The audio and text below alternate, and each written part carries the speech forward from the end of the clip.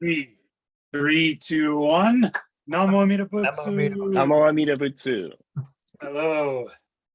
Hello, gents. Hello. Hello. Brother. The Shaku brothers. Hello from far Japan. From far Japan. I'm tuning in. The Shaku brothers to get together again from across, all the way across the world and the internet. Yes.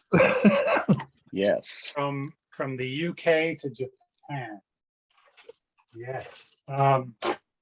Right. So I don't think, Gabriel, you and Jason have met yet. So No, this is the first time. Kyokan, this is Jason. Jason, this is Kyokan. Hello, Kyokan. Hello, Jason. Nice to meet you. Well, nice to finally meet you too. Actually, I've been admiring the videos that you and Gaikon have been doing. Have been absolutely brilliant. So, so I've been looking forward to meeting you. Yes, me too. I've been looking forward to it as well. Fantastic. All right. Well, shall we get to the rules of Shaku Brothers? So, first rule of Shaku Brothers is always talk about Jodo Shinshu. The second rule of Shaku Brothers is always talk about Jodo Shinshu. The third rule of Shaku Brothers is no debates, no listening over hedge. The fourth rule of Shaku Brothers is listen, read, speak up.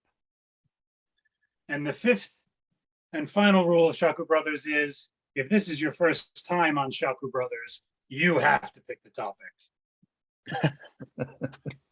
All right, those are great. Kyokan, so you're on, you're up. I hear you've picked the topic for us tonight. So today, I did indeed. Yeah. Yes. Do you want to share the passage from the collected works of Shinran? Definitely. And this is actually a passage from the chapter on Shinji.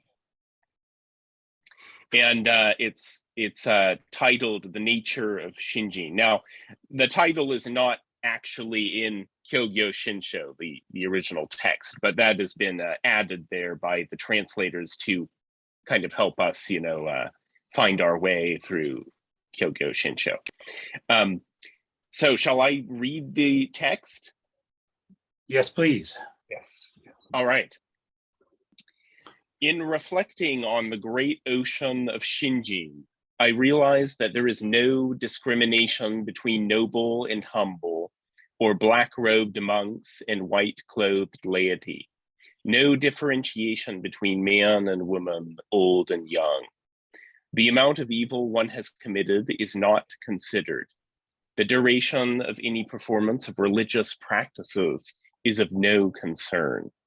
It is a matter of neither practice nor good acts, neither sudden attainment nor gradual attainment, neither meditative practice nor non-meditative practice, neither right contemplation nor wrong contemplation, neither thought nor no thought, neither daily life nor the moment of death, neither many calling nor once calling.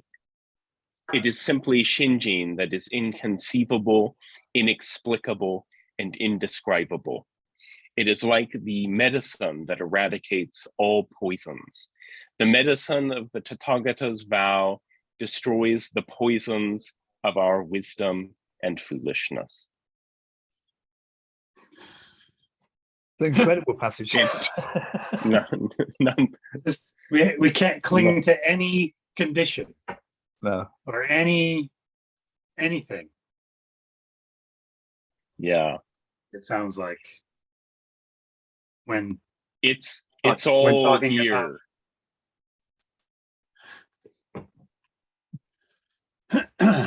It's just a completely other power. I mean, there was absolutely nothing we could do to qualify for it, it's 100% down to the compassion and love of the Buddha that gives us Shinjin. I love how it says it's simply Shinjin. That's first of all, it's simply Shinjin. And then it's the asterisk, of course, which means they didn't, they decided not to translate it from, for the Shinran works. Which I don't think that's, I think they rarely do in this, but it means, with the asterisk, it means, is that referring to a slightly different word in Shinjin? Is that how? Yes. Isn't that, is it Yeah. Shingyo? Shingyo that it's actually Right. word? You're absolutely right. That's exactly the case. In fact, the original text, which I have open here, that part says Tada kore fukashigi fukasho fukasetsu no shingyo nari. So the original word is shingyo, which is the second of the three minds, the threefold faith described in the original vow. Is that joyful faith? Yes. That's correct. Yeah, joyful faith, sincere mind, joyful faith, and aspiration to be born. But Shinjin is all three, really. And then some, Yes. and more, and more. Yes. Yeah. What were you going to say, Kyokan? Oh, I was going to say that what I love in this passage is, well, a lot of things. There's so much to dig into here. You could go to every word and every phrase, and it would take, a lifetime. But yes, well, it's literally covering every aspect of anything we could possibly conceive of, and rules it out. Basically, as a possible means of somehow either attaining or understanding Shinjin. Is that right? Is that more or less what it's doing? Yeah, I think so. I think the inconceivable, inexplicable, and indescribable. And in the original Japanese, this is fukashigi, so that's inconceivable.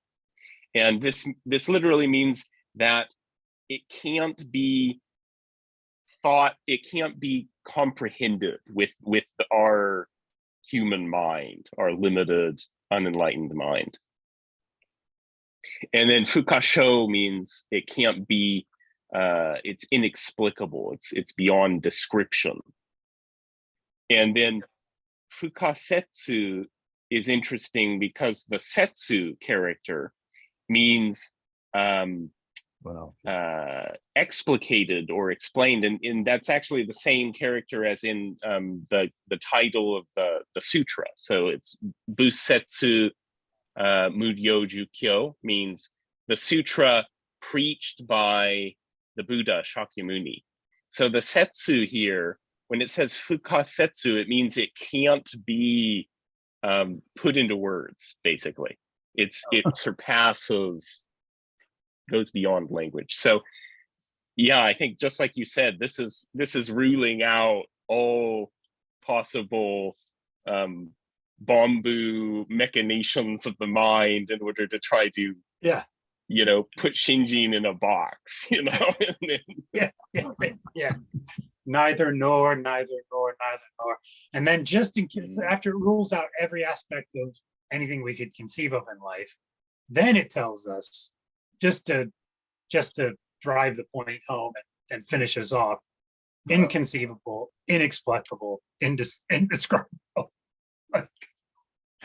Leaving it leaves nothing for us to calculate about. It's interesting because when it talks about nirvana, often it's talked about in the same sort of negated ways. It goes through a whole list of things that nirvana isn't.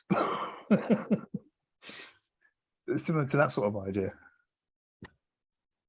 Good point. Yeah, exactly. That makes a lot of sense. The one question I have though is when it says it's a matter of neither practice nor good acts, it says neither sudden attainment nor gradual attainment. Now, is that talking about sudden attainment of Shinjin, or or We're something talking else. about the sage path of gradual attainment Mm. or sudden attainment. Oh, okay. Yeah. Okay.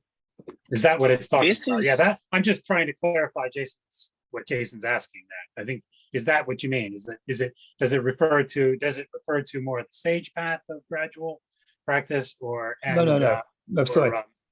or does it refer to Shinjin? Yeah. Attainment of Shinjin gradually or Yeah. suddenly.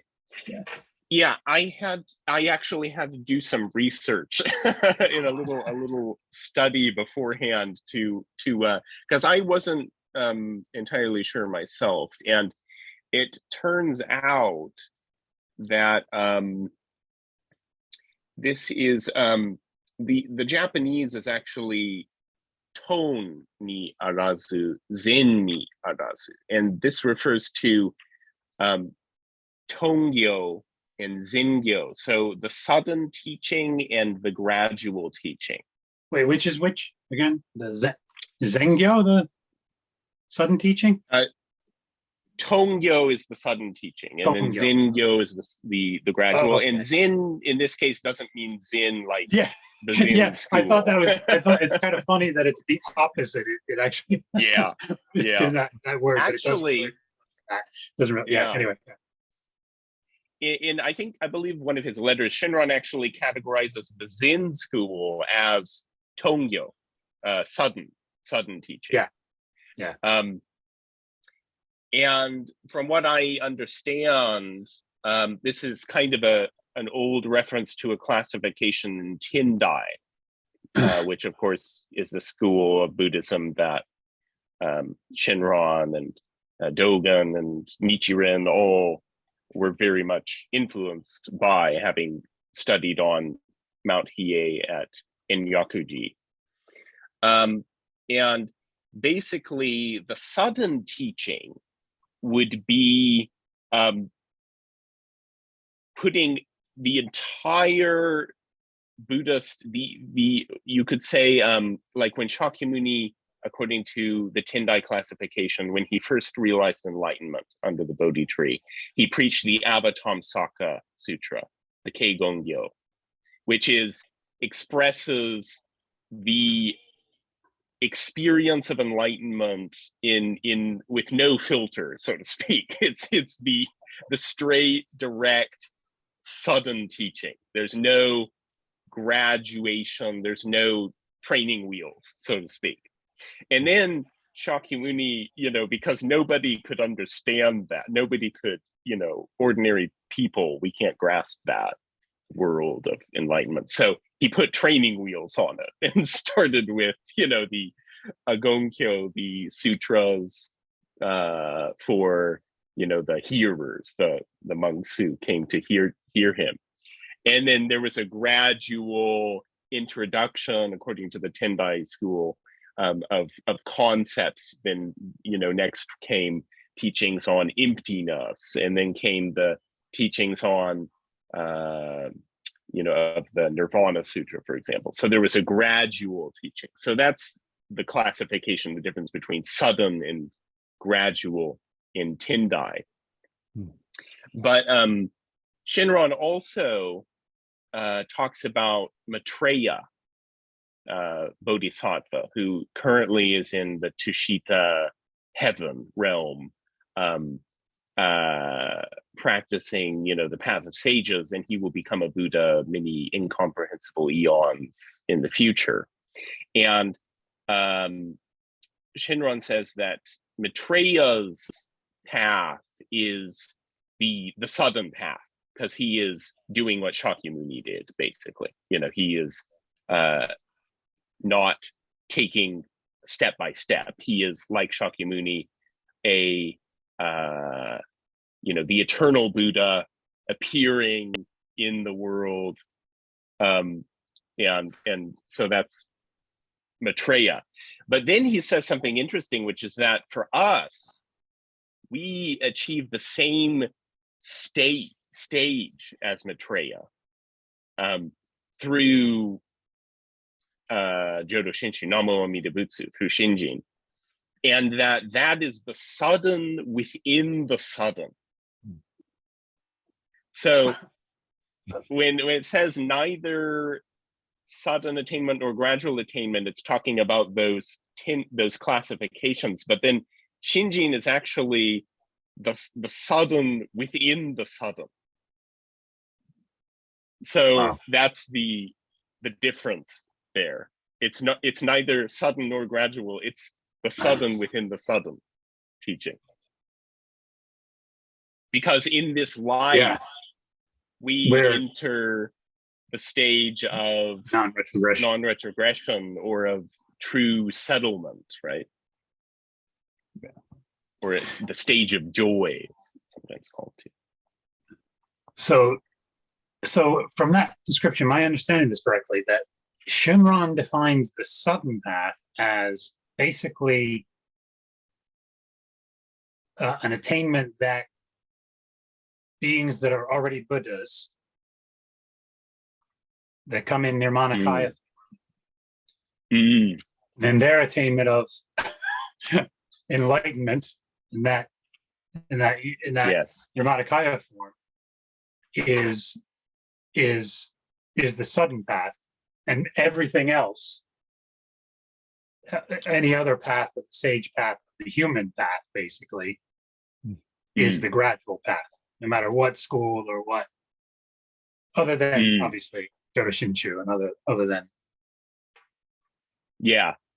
Shinran, he does say that, for example, Shingon Shu and Zinshu are part of the sudden. So, and I think the reason is that those schools try to realize Buddhahood, Buddha nature in this body. Yeah.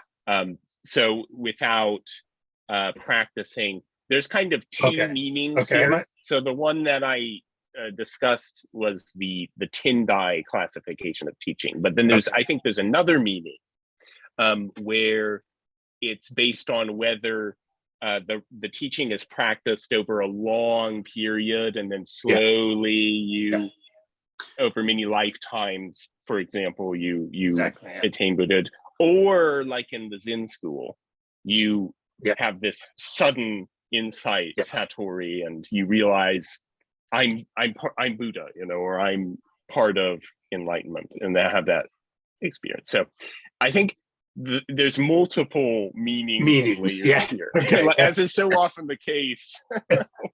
with Shinran. With Shinran Shonen. Yeah, exactly.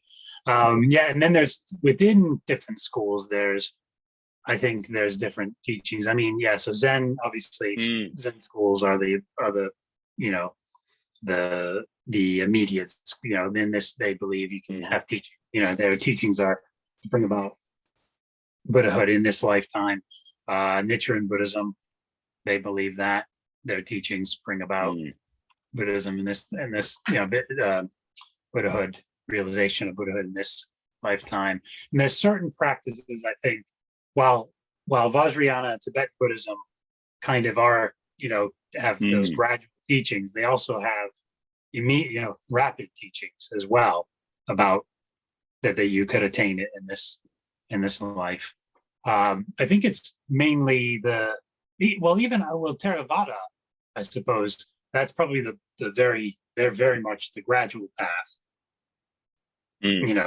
but but if you have attained in previous lives in this life, but I guess that's still the gradual path, I suppose. If they believe if you've attained a certain level of attainment before this lifetime, then in this lifetime, but that still fits in the gradual path, doesn't it? So I think so. I think it's a mixture, like you say.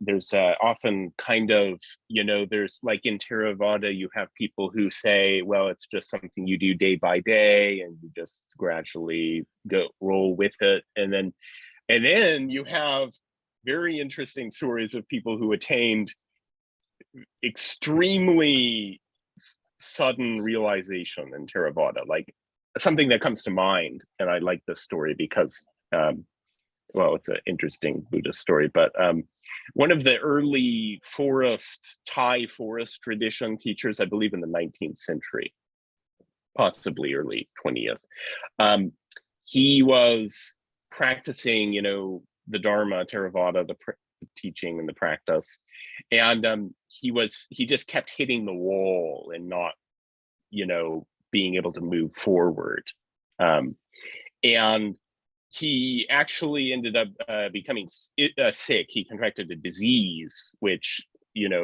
made him even less capable of practicing, and he kind of decided to just go all in and was like, I'm going to either attain or not. And so he just sat in the forest, ill in body, and just put everything he had into the practice. And then what happened is he suddenly had this realization that to rely on the Dharma completely, without holding anything back, without basically not relying on his practice, but just to wholly rely on the Dharma. And when he had that realization, he was completely cured of the serious illness that he had. Oh, wow.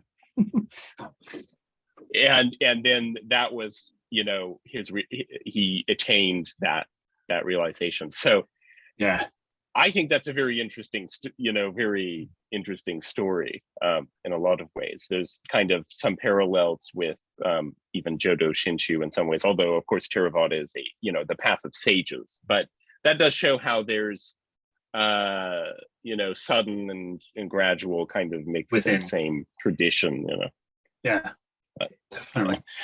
I'm trying to look at this one point we're talking about. I always look for the reverse polarity aspect of something, and it occurs to me that the reason Shinjin or Jodo Shinshu is the quickest of quick paths is that Amida Buddha has done practice. Absolutely. He already did it for 5 kalpas, 10 kalpas ago. He's already, so, and that's all condensed into, what he gives us.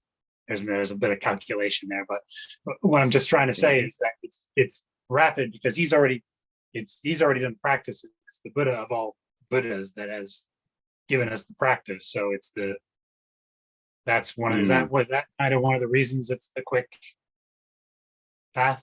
Yeah, I absolutely. I think so. That's a great point. Yeah.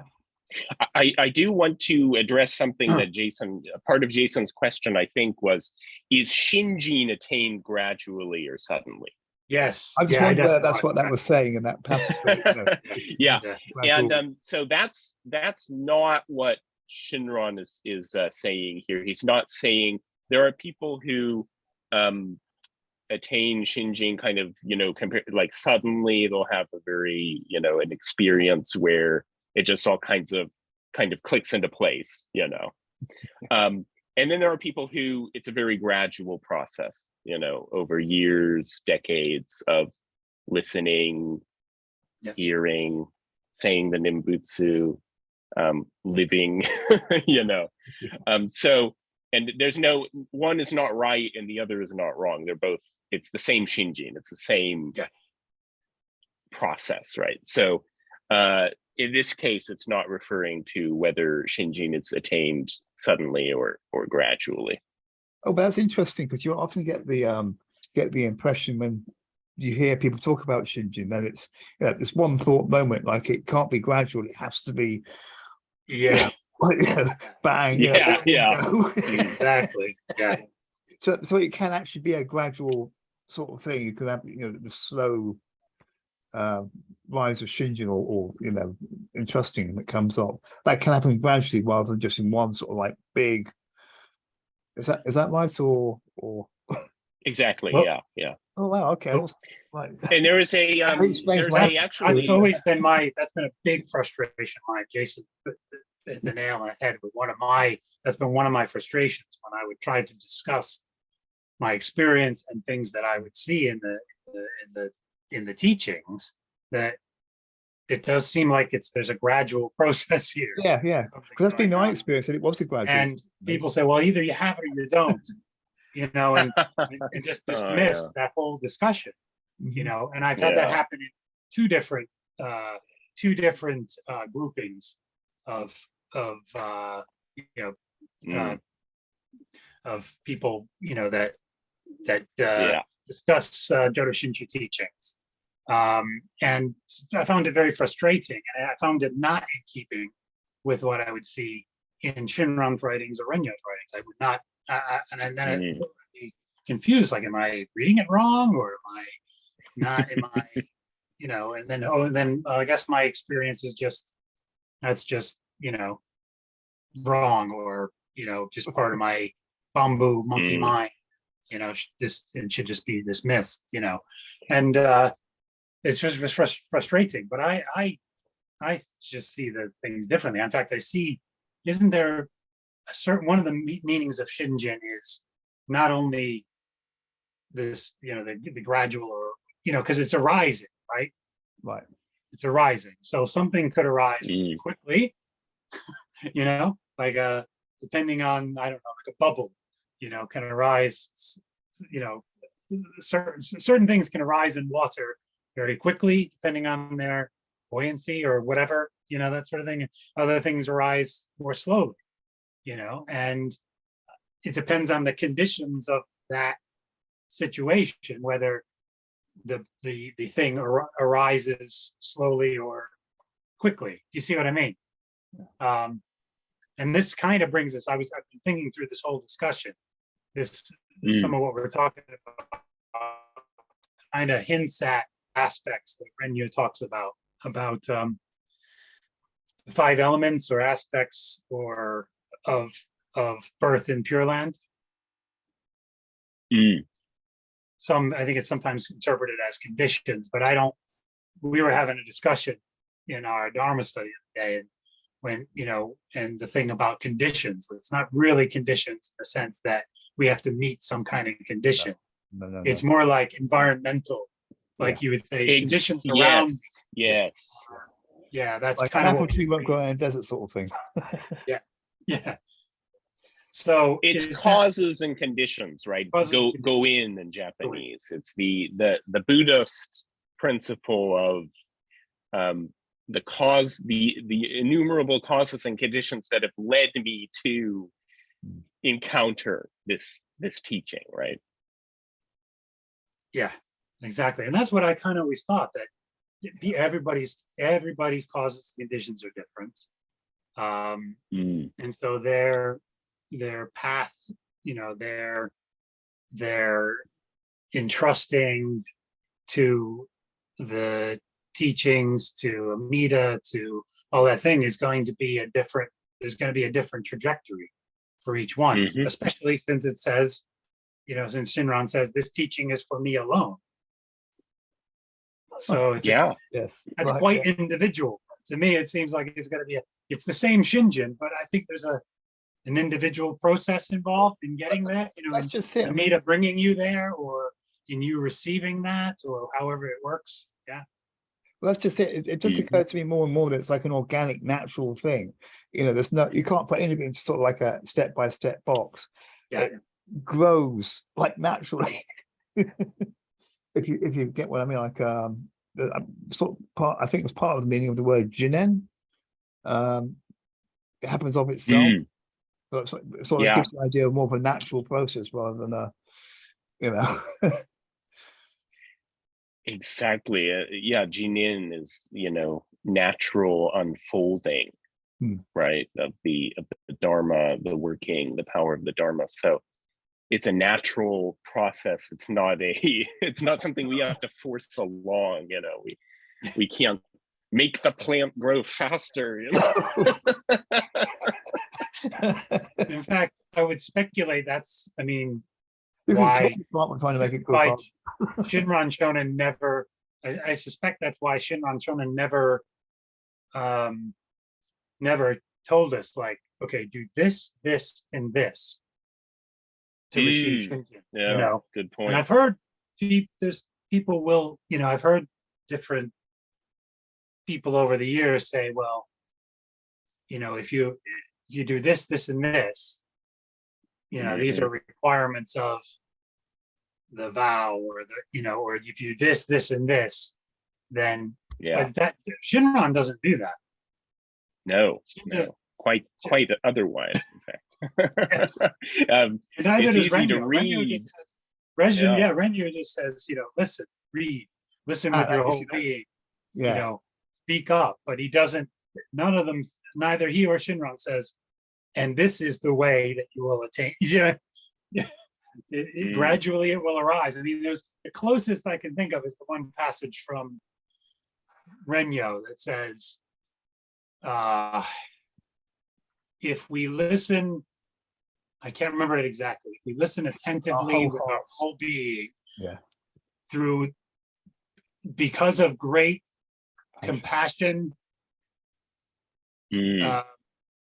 Shinjin will arise. I can't remember exactly how. Do you remember? Do you know what I'm talking about? The passage. I can't remember. Yeah, it. that's Yeah. exactly it. In Can the somebody same state it better than I passage. just did? Can somebody remember Yeah. it? Yeah. You have it right. But right before that, he gives the simile Water or in the the stone. example of water running, Stone, yeah. boring a hole Yeah. in stone. And the English translation is actually not as interesting, doesn't capture what the Japanese is saying. The English translation usually goes something along the line of water wearing away stone. But the Japanese is actually saying water boring a hole in the stone. Like, if you go to a river or some places in a river, you'll see there will be like holes in the rock that the water has actually like drilled away over incalculable long. So that he's pairing that image of the natural working of water on stone with listening to the Dharma and receiving Shinjin through the power of Amida's compassion. And that's the important part here. It's not the listening that I do that gets me Shinjin. It's because of the compassion that I receive Shinjin. So it's a subtle distinction, but a very important one, because some people get caught up in the idea that, well, if I just listen, 5 hours a day, 7 days, if I just listen and listen, then because of that listening I've done, where's my Shinjin? I should have faith now. I should have. This is where I've often had a problem with the idea of calling deep listening a practice, because I think it gives the impression of trying to earn something. You're practicing in order to attain a particular goal, but it doesn't seem to come across that way when you read like that passage you've just been talking about. It's not supposed to be a formula. I don't think it's it's a natural thing of listening, and as you listen, Amida, that's all that. Exactly. And in fact, nowhere in the entire canon, nowhere in this book, the Jodo Shinshu scripture, does it once say that listening is a practice? I know, exactly. Nowhere. Yeah, I know. Yeah, that's why. Exactly. I've not come across it once, Yeah. But that's what's generally speaking. I mean, you often hear like this the deep listening being described as a practice. Then there are some that will actually give you steps. Do this, do that, and whatnot. Yeah. And you've got all these people that are still waiting for the Shinjin. They've done all this. They've been doing it for years, but they put it in really oversimplified terms that make it look it sounds to me like you're making a decision, like you're making you entrust to Amida because you trust the mechanic to fix your car, like yes, and that's all it is, or you want to trust them because you've heard how how every time they fix somebody's car it's fabulous, it's fixed every time. And so you just can make the decision somehow. Do you know what I mean? There's this like it's like a self-power description of what the process of entrusting is like. like Mm. somehow you could just simply, oh yeah, you just decide, I just entrust to Amita, and But trust like comes- you would to You either you would to your entrust. mom, Oh, or sorry. to the mechanic, or to the people that built the ship that you're on. You just entrust to them. Do you know what I mean? Like it's you make some kind of decision. That's what I found Mhm. frustrating. I'm like, that sounds an awful lot like that's a volitional, self-powered decision you're talking about. That's not Shinjin Yeah. to me. That's not Absolutely. Shinjin arising. You can't decide to have Shinji. It's Yeah. not something that we can decide through For ourselves. with our minds. It's Engender in ourselves. I tried, believe me, I've tried. At least five, many at least have, 5 many times. have. At least 5 times. Anyway. Yeah. Well, many have tried and thought and succeeded in the sense that they became convinced that Yeah. they had Shinji. Yeah. And then, of course, Exactly.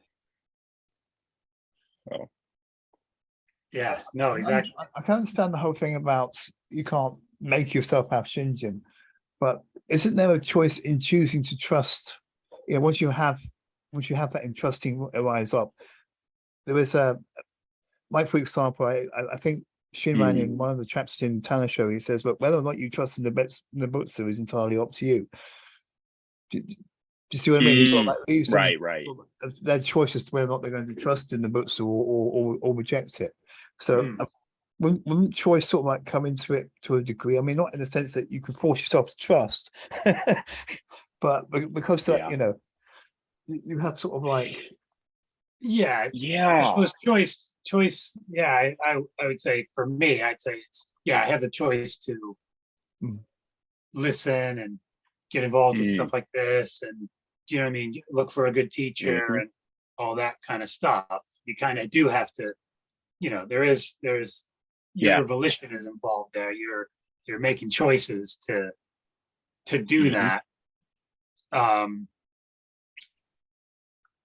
And to say Nobutsu, before you have Shinjin, I suppose it is that, you are kind of making a choice, but at some point it's all a response. At some point in Shinjin, once Amida Buddha gives us his mind, it seems like to me, it's just all response from there. You're not, it's all, there's, exactly.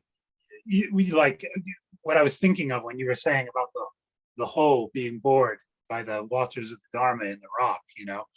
I was picturing my thick skull, having to be drilled, the drill to relieve the pressure of all my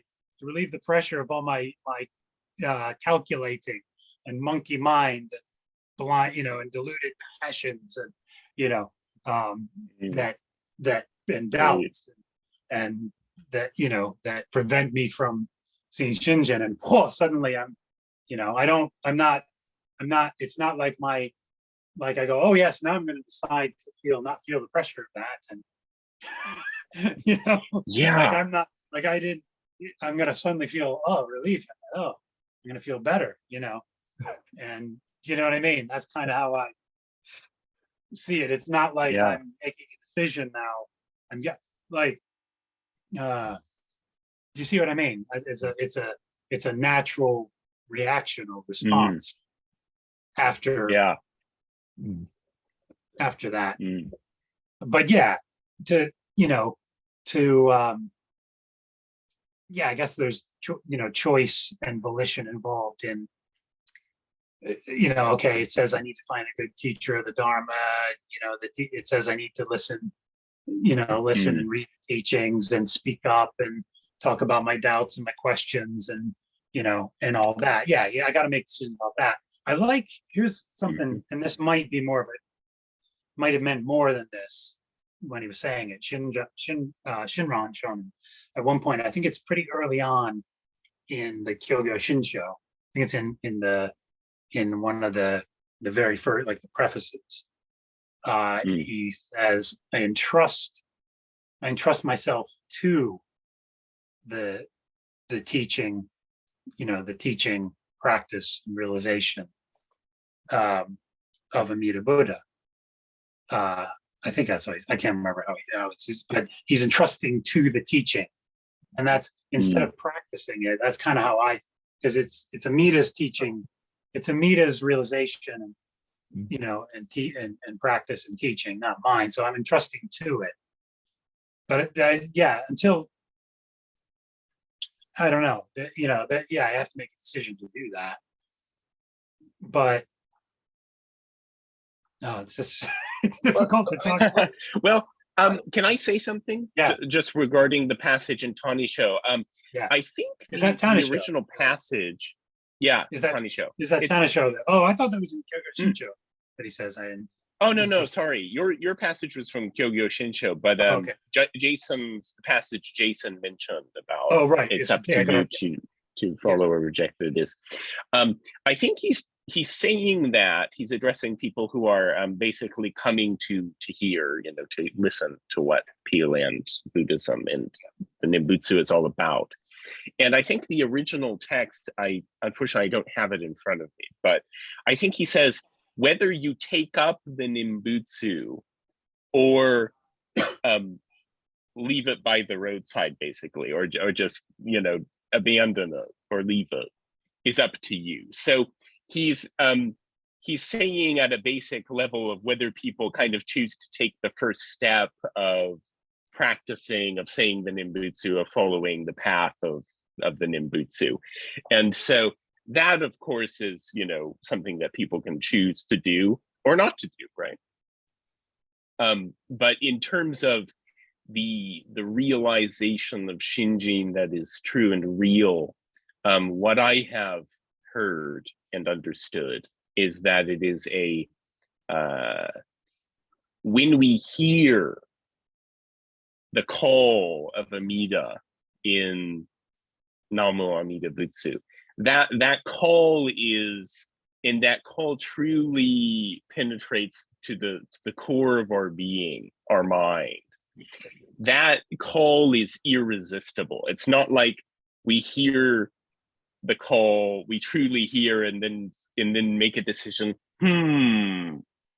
Okay, I'll take that. You know, no, the call, and that's why in Jodo Shinshu we say, hearing is faith. Mon soku shin, right? To truly hear without doubt, and that's the important part of, you know, when Shinran talks about Shinjin, he means the mind that hears without doubt. You know, the mind that is free of, has no doubt, and hears the vow of Amida to save me.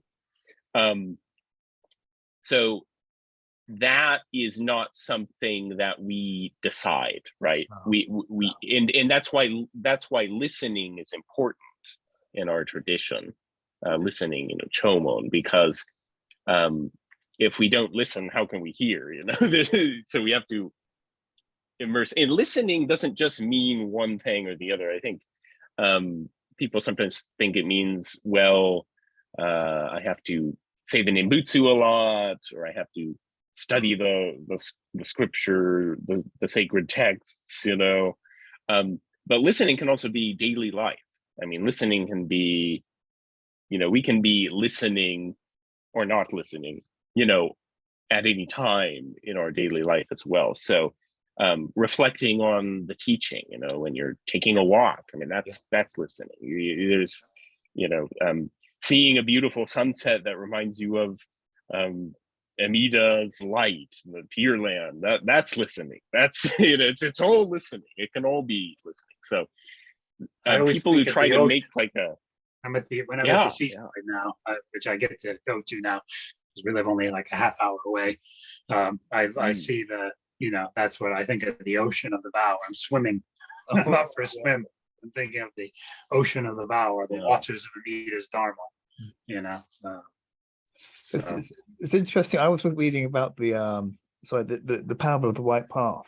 Well, on the western side, you got Amida saying, well, talking about Namo Amida Butsu being the call, and it suddenly struck me, Namo Amida Butsu, Namo meaning take refuge in Amida Butsu. So I thought, so it's like that Namo Amida Butsu is Amida saying, take refuge in me from the western side, and then you've got the eastern side. yes, Shakyamuni Buddha saying, take refuge in the, Amida. So just Yeah. it certainly struck me that way, that breaking up those three, Namo, take refuge, and now Amida Butsu in Amida Buddha, in me, But we said it's a command. It's interesting. It's yes. It was yeah. just Yeah. a command of an It's a emperor. command. It is. That's.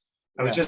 just gonna raise that. It's when we, you think of Namo, the conventional thinking is, it's a homage to, thank you to, devotion to, and in Jodo Shinshu, it's the call. It's Amida's calling. Namo is Amida calling, is Yes, commanding, that's right. Yeah. commanding us to hear the call, commanding us to come to him, to entrust it to him. Yeah. And then our response is Namo to Amida. that. Response to that is homage, Yeah. thank you, Mm. devotion. Yeah. It's a response. It's not it's not self-power. It's not us I'm trying to be devoted. Mhm. I hear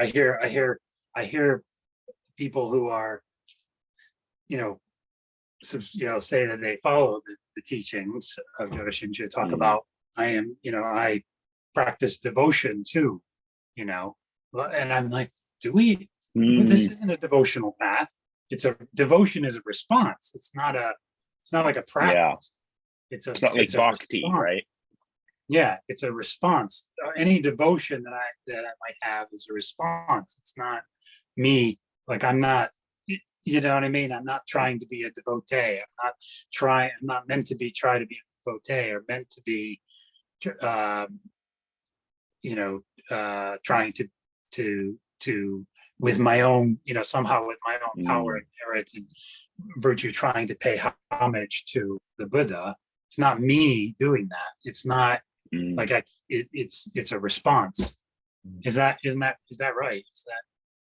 Yeah, I'd say you hit the nail on the head. In fact, it's bhakti, the bhakti religions, and there's some of bhakti is in all religions to some degree, but devotional path of cultivating a relationship, like a personal relationship with a deity or spiritual being, is most kind of epitomized in the Krishna schools of Hinduism that are devoted to Krishna, but it's also found in Christian mysticism very strongly, and I would say some scholars of religion have said it's basically the same devotion, bhakti. It's that concept, and that we do not have in Jodo Shinshu, because we're not trying to cultivate something through our devotion. That's self-power, right? That's us, and what I love, Jason, about what you said about the Namo being the call, is that is exactly what Shinran says. He says, Kimyo, or Namo. Kimyo means Namo, right? Namo is the command of the primal vow, summoning us to trust it, to entrust in it. So this is a total, like Gonkai likes to say, the reverse polarity. It's a flip. Reverse polarity. The Shinran flip. Oh yeah, the Shinran flip. Yeah, the Shinran flip. Yeah, it's Shinran Kung Fu. No, it just struck me the other day when I was reading through the parable of this thing Namo, and you break it up. Namo, take refuge. Amida Butsu, in me, take refuge in it, as being in the command. But it's something which you find irresistible. It's yeah, it's like gravity. When you finally hear that command, the compassion that's in that command, and it's irresistible. You just can't help yourself. You're going to go. Yeah. And it's spontaneous, right? Yes. You don't like, you don't like have to stop and think, this sounds pretty good. It's a spontaneous, natural, and that's why Shinjin is often said to be a kind of realization, right? It's not, we don't become Buddhas, but we do achieve what Queen Videhi achieved or realized in the Contemplation Sutra, which is we realize Amida's compassion, boundless compassion, and mind, right? So, Yeah. The other and thing then I after wanted that, it's Namo Amida Butsu all the way, right? Yeah. Constant response to the compassion of Amida. It's not really a Well, the other thing about the Nama part again, I wanted to say was it's not, again, with the devotion to, homage to. That's not what it is. It's because Amida is devoted to us. Amida is the one doing the cultivating of a relationship, not us. Exactly. Yeah. Amida's doing the cultivation. Amida's already done the cultivation and of a relationship with us, with me alone. It's the Butsu Samadhi in reverse, Yeah. The actual Samadhi's been done by Amida, but we're the ones, being tuned in, so to speak, for one of a better way of putting it. Yeah, that's how, Shinjin isn't us, isn't any kind of samadhi or yana.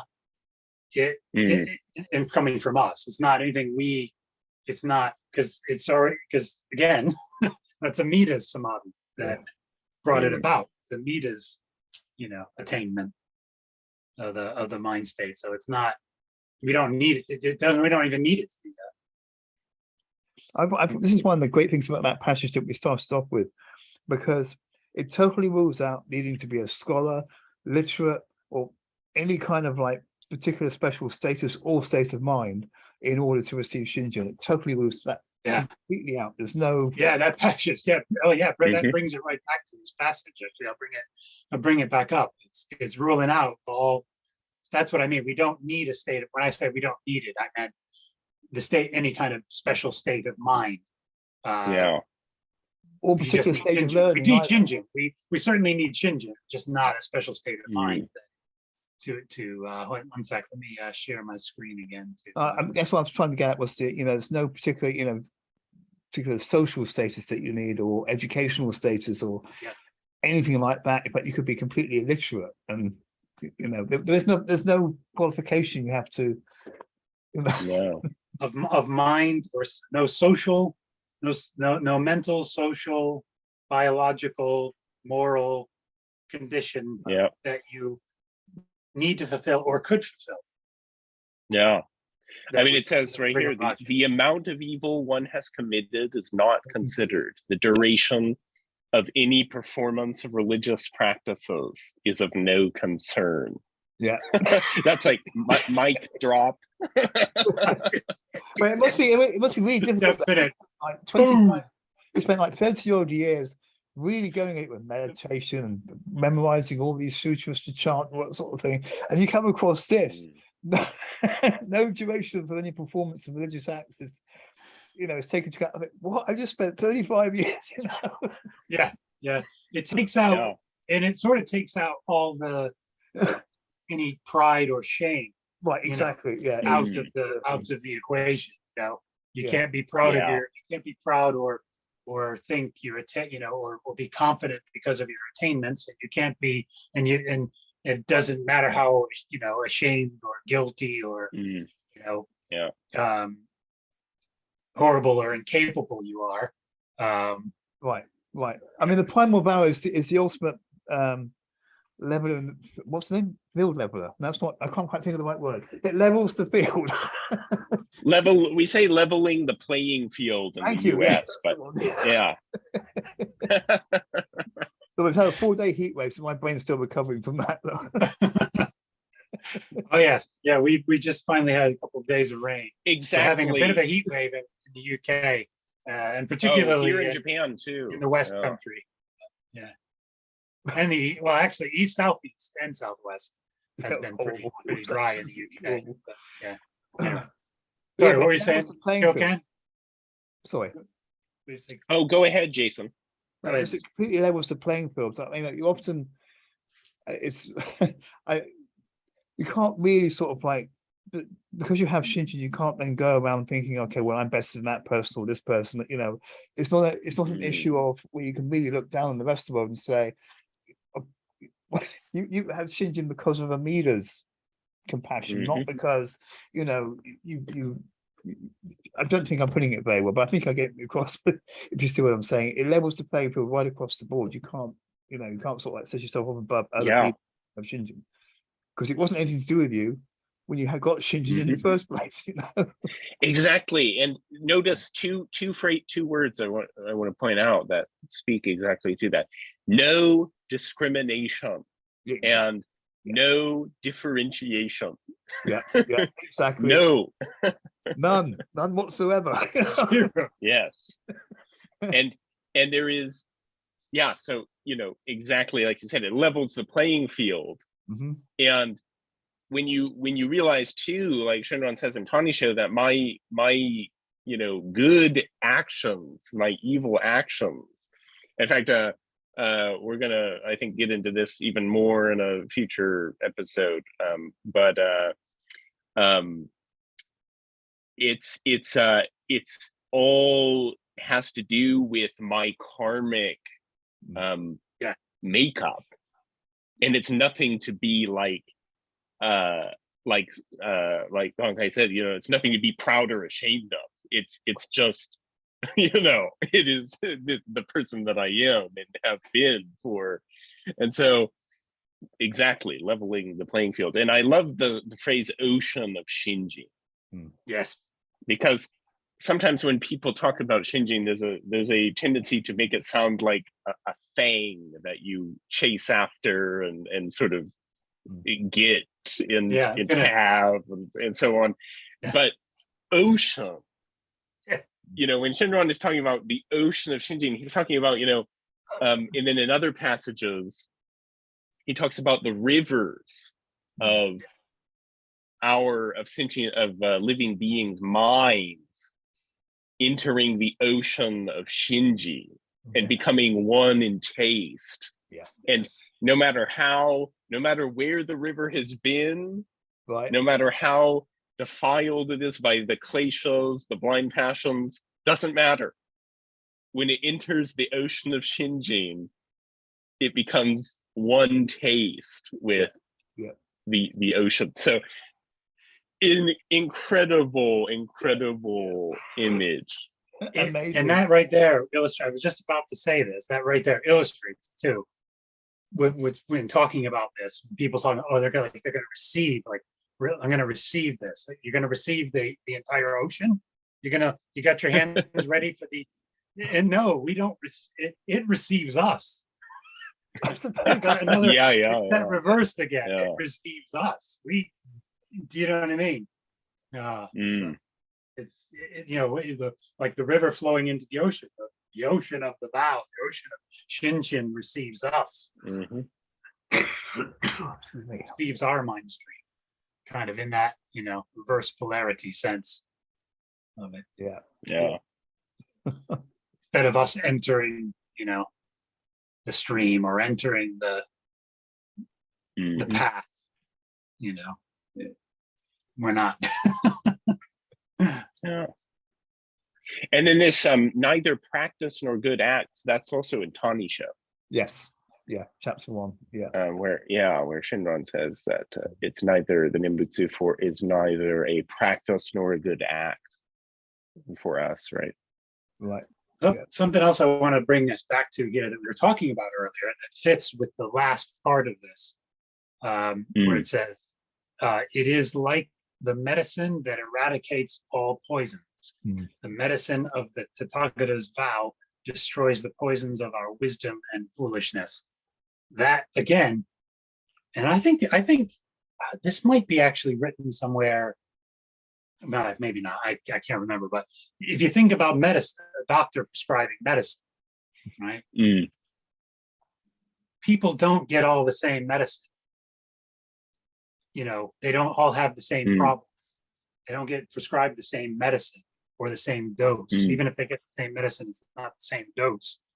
People, it all depends on their individual ailment and situation and circumstances of their life, how it's treated, how the treatment is delivered, whether it's at home or if they have to come to the hospital. Do you know what I mean? There's all these different factors about each individual patient to get the medicine, to get the treatment.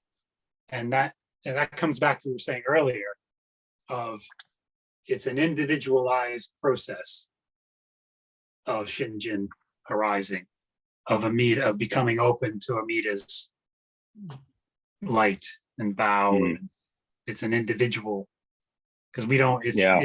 well, it is the same medicine, but we're gonna, do you see what Yeah. I'm saying? Yeah, in There's a fact, little the hint ter- there of the individual of it, the individual aspect of it. I would have thought. But anyway, is that right? You think? totally. And in fact, the word, it's translated rather unimaginatively as the medicine, but the actual Japanese is it's akada yaku, which is Sanskrit for agada, which is a sort of it's called the medicine of deathlessness, and it's kind of a mythical in, I think, probably in Indian mythology, but a medicine that's basically a panacea that cures all illness. You know, so the ideal, you know, if you have like Ayurveda, you know, people searching for the medicine, if you can imagine, that will just cure everything, right? Like people, you want to find that, right? I mean, that would be amazing. And that's what Shinran is likening the vow to. And then this is where so often with Shinran, just what you don't expect is what he says. And I love the twist at the end. The medicine of the Tathagata's vow destroys the poisons of our wisdom. Yeah, wisdom. And Yeah, Yes. Yeah. yes.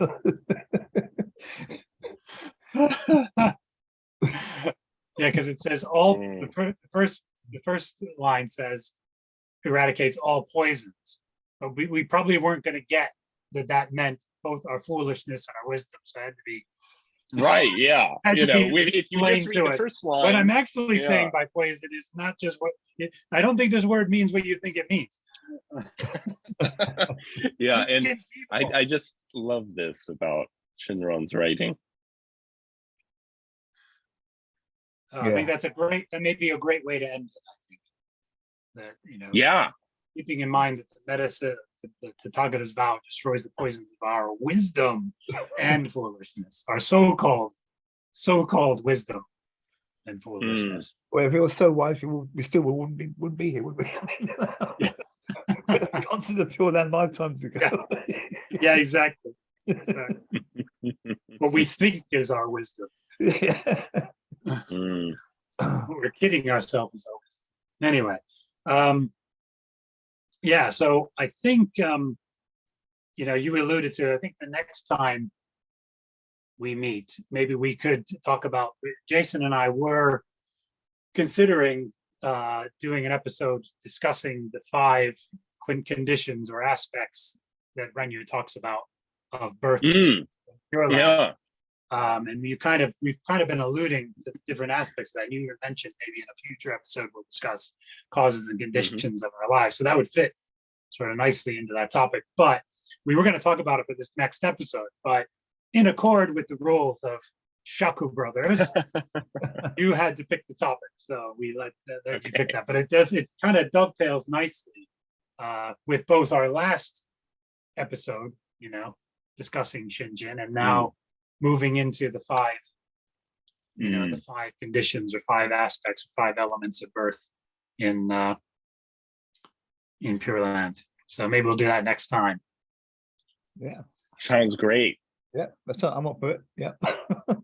Cool. I'd love to All right, well- join anytime that you will have me. I'd like to join in. So We definitely want to have you Yes. part of the Shaku Brothers, definitely.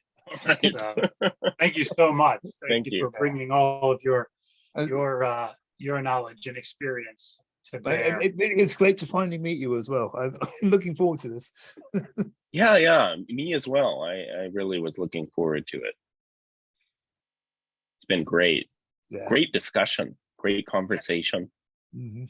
Really, you know, It was listening together is what we're kind of doing, and not, yes. you know, one person isn't on a pedestal telling the others how it goes. You know, it's weird, and this is so important.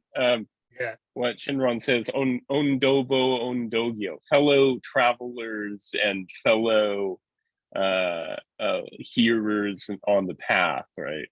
Yeah, friends on the path.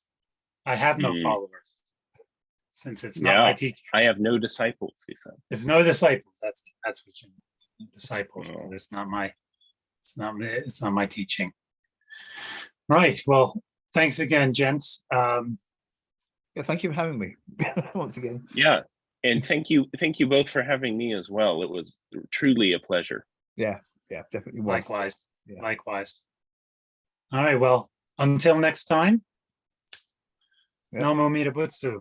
Namo Amida Butsu. Namo Amida Butsu. Take care, guys. Take care. All right, Have a good one. take care. All right. Have a good one. Take care. Bye. Bye.